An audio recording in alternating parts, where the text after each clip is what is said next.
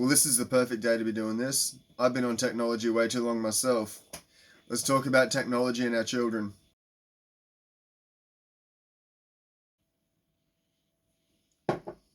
Now, when it comes to technology, the biggest problem is when we're sitting there in front of these screens, the flicker rate literally turns off our prefrontal cortex. It turns off our reasoning center.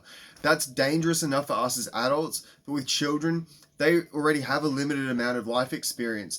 They already don't have as much to filter through. They already don't have as many experiences to understand what's harmful and what's good for their lives.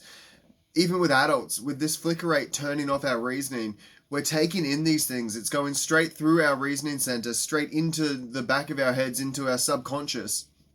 And next time, when we're in this kind of situation, we've got ourselves programmed to react in a certain way. We might sit there thinking that we're watching some comedy show, but what we're really doing is informing ourselves. We're learning from this show, and that is going to come back out.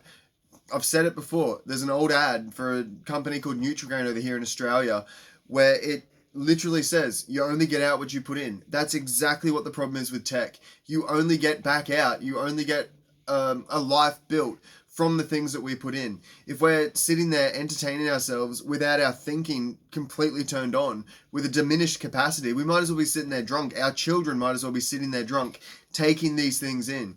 There's no thinking, no filter, no reasoning. I've said it a few times now. The other problem with this technology is, well, that's more of our TV shows and stuff. That's more of our entertainment, our long form stuff. When it comes to the games and the clicks and the fast and the flashy and the everything's go, go, go. The problem with that is the dopamine center, our reward center in our whole body, the thing that tells us back in the day to go out and to hunt an animal, the thing that gets us moving towards these goals, gets hijacked by the games. It gets hijacked by the cheap, easy thrills. And again, we're literally changing our minds here, changing our children's minds here. We're teaching them that this is how you feel good. Over time, I mean, it might be okay for a little while, but over time, the more that we do this and with too much access to this stuff, our brain literally wires itself in to be craving, to be running after these things to make itself feel good. As soon as we're feeling down, that's why we like to binge watch. That's why we'll eat the garbage food. Having our dopamine taken over by, having our children's even worse, dopamine taken over by this entertainment, by these shows, is never going to end well. Just think about that over time. The more that we let this stuff happen, the stronger that bridge, the stronger that road even. It's like a highway in our brains. The stronger that connection gets built, the more that gets grooved in, the harder it is to get off of that road, for one. But secondly, well, most importantly, we literally are going to go running for these things because we're so used to it. We're so programmed, literally programmed. TV shows were called programming, I think, for a reason. We're being programmed by this entertainment, by these things. If we let our children do that, just think for a few seconds what kind of things they're going to end up getting into, especially when we're not there to watch them and to help them and to guide them. Imagine where that's going to end up, what's going to be the future. The next problem is just our body. Even right now, I can feel it because I've been looking at my phone too much lately doing business stuff. I'm starting to become this C-shaped human. I'm feeling myself kind of pull forward, and it's hard to stretch out and to sit up and to be tall and to be straight and have that back where it should be. The more that we're on this technology, the more that we're relaxing on the couch, we get that taco neck, we get that C shape. We're literally hurting our own bodies, let alone the fact that a sedentary lifestyle, sitting down and not moving around, not being as active, literally shortens your life. It takes time off of your life. You can look that up. Look any of this stuff up. This is all... I've researched all this stuff. I've looked at this stuff over years, trying to improve myself, trying to help myself, trying to understand what's been going on in the lives of the children that I've been working with for nearly 20 years. From there, I've already said about our neck. From after the issues, our next problem is the influences. What is influencing our life? I call these influencers, not influencers. They've got their own personality. They've got their own life. It's not just the people on YouTube and all these different platforms that are the influencers. It's the things that we're taking in because they're influencing us. They're informing, again, how we live our lives. It's literally mind control. We are, again, programming ourselves by taking these things in. Much worse, by looking at screens and having this flicker rate come at us, we are in a suggestible, hypnotized state. These things are building us. Actually, I'm just remembering things as I'm going. I remember watching TV shows that I hadn't seen since I was like in late high school, just after high school. I watched them 2, 3 years ago, and I noticed that a lot of the things that were just like an offhanded kind of little joke, I took those in and made them part of my personality. We are being programmed by these shows. We begin to act like some of the characters. We identify with the characters. That stuff comes back out. The things that we watch, the things in our brain, what we're thinking, we might as well be doing it. Our body doesn't understand the difference between taking things in and watching it and actually doing it. We almost empathize too much with these characters, with these things that we see, and we put ourselves subconsciously again into these situations. We are learning. It's almost like we're practicing these things without even doing them. One of the best ways to practice, actually, a little shortcut to learning something, is to literally just stop taking things in for about 10 seconds here and there, and just to let your mind kind of absorb some of this stuff and to think about some of these things. Our mind actually plays it back, I think it's up to 10 times or 10 times as fast as just real life and normally, and it'll play it forwards and backwards, and it'll literally get it into our brain more. It'll make it more something that's a part of us. So again, if you're trying to study, if you're trying to learn something, just like watching TV and stuff, take some little breaks here and there. We kind of doze off and think off in other directions. That's actually a really good way to hack our learning. We need to be careful with this stuff, because all of this tech stuff is influencing what we're doing. It's an influencer on our lives. It's something that is informing what we're doing. It's something that's going to build us into who we truly are. These things are habit forming. Other than just being put into these situations, we've got the habit of watching the TV, but we've also got the habits that the TV just continues to enforce. Because the TV's just... because this entertainment, is just throwing back the same kind of information more and more lately, especially with the algorithm. These habits, these ideas, these thoughts, these patterns are just getting more and more cemented down. We are becoming these things that we are watching. We need to be incredibly careful with this. When it comes to our children, we need to cut off some of these influences from their lives. A lot of the things that they're doing, a lot of the intolerable behaviors that we're getting from these children, I've seen directly come from movies, from TV shows, from music. Actually, to add another story on top of this straight away, there were some boys in the primary school that I was working in. They started listening to some certain kind of rap music, and I could just tell by the way they were behaving, what they were listening to. When I asked them, they started telling me the exact rappers that I just knew that they were listening to. Within about 6 months, one of them literally knocked over their teacher. Knocked over a female teacher in the class. There was that much disrespect that came from listening to this kind of music, that came from being influenced and from their mind being informed by these people that they're looking up to. They're idolizing these people. They want to be these people, especially if they don't have people in their life. This boy didn't have his father in his life, so he copied all of this stuff, just like I did actually. I'm covered in tattoos because of a drummer. Like, I literally grew up and idolized this person so much that I let them become the place of my father. So I started acting like them. I literally started telling lies about the stories that I knew of this guy. And weirdly enough, they started coming true. These things aren't positive. I'm still suffering consequences from lying about some of these things that ended up coming true. I was stealing stories, and now I've lived it, and I understand that it was the worst thing to do. This boy did the same thing. He's looking at this rap music, he's listening to this stuff, he's taking it in and in and in, and he literally barreled over a teacher one day, knocked her to the ground.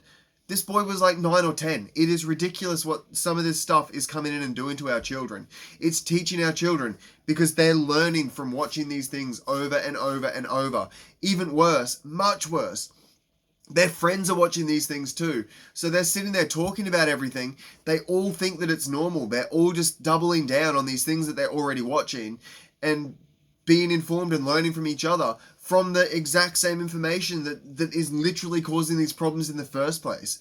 How can they escape that unless we're here to bring in some kind of boundary and to pull them back from that cliff so they don't just go running and diving off? They don't realize what they're getting into. It's our job to protect them. It's our job to inform them. It's our job to literally save them, because this is setting up how they're going to live their lives. Again, I'm covered in tattoos and stuff from doing the exact same stuff. This isn't just theory. I've seen this happen many, many times in the entire time I've been doing all of these jobs, all of these caring things. Where are we? Even worse, We model this stuff ourselves. How much are we on our phones? How much are we doing this stuff as parents and carers and people working around these children? Even in the school, half of us were sitting there on our phone. At lunchtime, in the classroom sometimes. I've seen teachers sit there doing the same thing, laughing while children are doing tests because they're sitting there looking at their Facebook or playing games with each other. We're modeling this stuff and teaching them that it's normal, that it's right, and that it's where they should be trying to find their validation, their life, and their life skills. We need to be much more careful with what we're doing, what we're modeling, and again, where they're getting all of this information, where they're being informed, what it is that's informing and controlling ultimately their lives. On top of that, with all of the communities and stuff that we have online, these toxic ideas, well, sometimes toxic ideas in these different communities are doing exactly the same as what I said the friends were doing. With the algorithm, we end up in like an echo chamber, we end up in an echo chamber where it's just our own voice really coming back at us. We're Googling things and we're thinking that they're a good idea, but that algorithm's working in the background to try and feed us what it thinks we want. How can you get a valid opinion? How can you get a balanced opinion out of that? It's all subjective. It's not objective. We are literally losing truth. Truth isn't even a real thing anymore. Everyone talks about your truth, and the truth is the truth. It's going to hurt our feelings. There's times for our truth, 100%. But at the end of the day, there is a truth, and you can't play with what the actual truth is. We can't just try and care for people's feelings instead of... If we only care for people's feelings, we lose the truth. And without the truth, we literally have nothing. We can't interact with each other. We can't talk. We can't even really communicate. I've talked a few times about the difference in words. When these things change, when we don't have a truth, when we don't have a solid structure to lean on, to build on, we literally have nothing. We can't build anything because nothing's stable. We need to find the truth. And with these algorithms, with these echo chambers, we don't get that. We're too busy listening to and heaping a bunch of things that just tell us exactly what we already want. We're so busy running after our confirmation biases or after our biases that we get confirmation bias. We literally get what we're looking for. We can try and prove an argument. We could do it right now. We could jump on talking to each other, both be Googling, and both come up with facts and figures and things that make us both look right. How do we get to the truth from there if we just end up stopping because someone gets hurt? We need to dig into a lot of these things and find the actual truth. Find the data, find the things that are actually real, and use them to inform us instead of just the garbage and the entertainment that we're all looking at. That is the problem with this tech stuff. That is what we need to keep our children safe from. Now, one way to keep our children safe is to filter. I'm not going to go on about filters. There's a few things you can go and research, but I will say when I researched it a year and a half, 2 years ago, 2 years ago basically, what I found was one called Guardian. It works on the computer. It works on an Android phone beautifully. Certain Android phones it works even better on. The only thing was on an Apple phone it'd work, but it wasn't the best. So if your child's got an Apple phone, you might need to honestly find a couple of different filters to use. But if you've got an Android and PCs and tablets and stuff, Guardian is definitely gold and definitely worth looking at. No affiliate, no nothing. I'm literally saying this thing worked wonders for me and helped us keep our child much, much safer than we would have without it. I've even helped other people set it up literally over the phone. It can be a little bit tricky, but it's a fairly simple process if you just slow down and take a bit of time. Check out Guardian.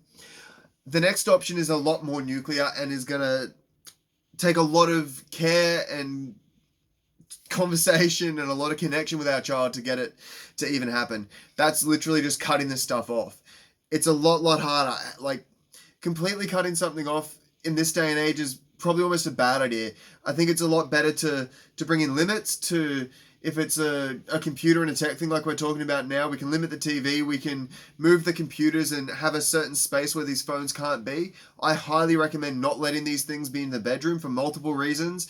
Just one of them straight off the top of my head right now is when we're sitting in our bed or in anywhere, when we're sitting anywhere and looking at this tech stuff, or when we're sitting anywhere doing anything, our brain associates that place, that location with the activity that we're doing. If we ourselves or our children are sitting in their bed, looking at their phone, looking at their tech stuff, even watching TV, our brain is working in a certain way. I don't know if it works the same with a book, but when we're doing these things in our beds, we're learning to have that space as a place that we're thinking and entertaining ourselves and doing all of these things. We don't want that. What we want to do is keep that space a little bit more special, I guess, just for sleeping. We don't want it for anything else. We want to be able to hit the pillow, turn the lights off, and go to sleep. That's just one reason. The other thing is the obvious. You can figure out the obvious. The next thing that we want to think about with cutting these things off and bringing in limits is our time. How much time do we want our children on it? That depends on their age and where we think they're at and how safe they are and how much we trust them. Because let's face it, I'm going to say it again later, but they're going to literally break any of the boundaries that we put down anyway. Let's just face the facts. Truth. We want to think about the times though. We want to think about like the after school, the before school, the how much time, how we're going to work this out on the holidays. And when we send them other places, we want to keep any of these boundaries as solid and normal and regular for them as we can, because it's going to be so much harder if we're messing around with these things. Even when they go into their friends, why not talk to their parents and try and at least do the best we can to bring in these exact same boundaries and rules? If we're not working together and if we're messing with these children too much, they're going to kick back on the boundaries, because who wouldn't just try and see how serious this stuff is? And when we're in somewhere, like I had a best friend where we had pretty much unlimited boundaries. The parents weren't even really there. We got to do whatever. Most of the time they weren't there, and when they were sitting in their bedroom. We got away with so many different things that we shouldn't have gotten away at so many stupid ages. It's worth the conversation. Why not have the conversation? Why not see if we can keep our children a little bit more safe when they're even in somebody else's house? It's worth the conversation. The content. We talked about filters just before, but with the content, we also need to be looking over their shoulder. That's the other thing with the location. If we keep these things in a more central location where we can see the screen, I literally don't like it when they've got their back to a wall so that we can't walk behind them on the screen. It's so easy to press a button, and half the programs that I've seen lately have their own little button inbuilt where you can press one thing, or have a hotkey where you just press a key and suddenly everything flips and you've gone from looking at whatever you want to looking at what's completely acceptable. With some of the filters and stuff, I actually started to realize that even in a lot of the school time, everyone knows this, in a lot of the school time, they're looking at completely different things some of the time. So really think about the content that they're looking at. Think about how they could be getting around these things. Think about what you'd do to try and get around it if you were in their position, and come up with a plan to keep them on that right content, or to be checking in on them to make sure that they're looking at the right thing. Like I've said with boundaries before, there's an awesome video on boundaries. I don't know if I can link it. We'll see. It could pop up. I doubt it. Boundaries.